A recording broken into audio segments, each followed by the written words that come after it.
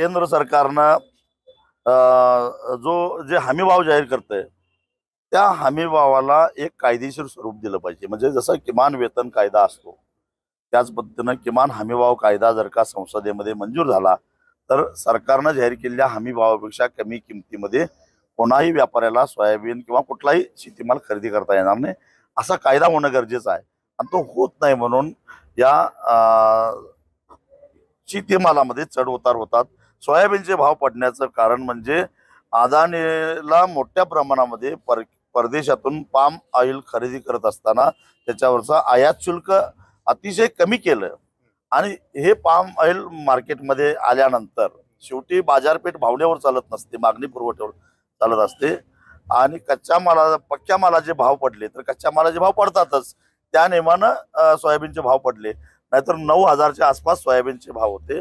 सरकारनं अगदी इथं जीएम टेक्नॉलॉजी वापरायला शेतकऱ्याला बंदी आहे, पण जीएम सोयाबीनचे जे सोया प्रॉडक्ट विशेषतः पेंड आयात करायला परवानगी दिली। आता ते आम्हाला परवानगी का नाही, तर मानवी आरोग्याला धोका आहे जीएम टेक्नॉलॉजीचा। मग जीएम पेंड भारतात आयात झाली, ती पेंड कोंबड्यांनी खाल्ली, ती कोंबडी माणसांनी खाल्ली, मग आरोग्याला धोका निर्माण होत नाही।